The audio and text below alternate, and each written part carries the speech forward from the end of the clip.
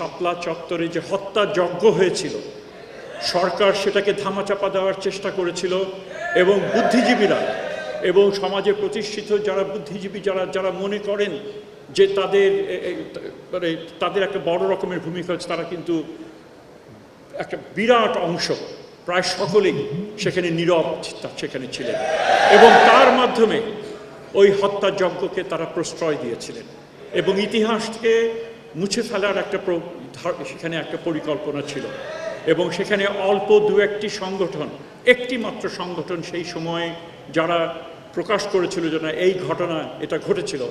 আমি গৌরব যে আমি নিজেকে মনে করি যে সেই সংগঠনের সাথে আমিও সম্পৃক্ত ছিলাম এবং ইতিহাসে এটা যে সত্যকে যে ধামাচাপা দেওয়া যায় না এবং জবাবদিহিতা যে কোনো এক সময় করতে হবে, সেই জবাবদিহিতার সময় কিন্তু এখন এসছে।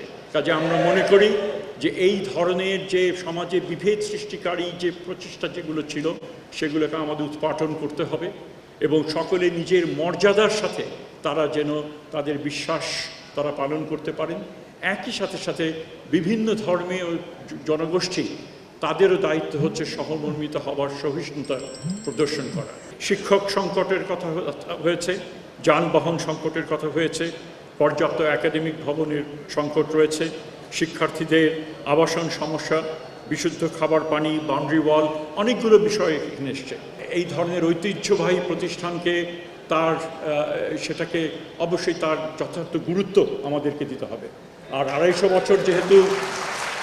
বছর যেহেতু তারা সেলিব্রেট করবেন, সেটাও বোধহয় আমাদের একটু বিবেচনার মধ্যে একটা রাখা দরকার।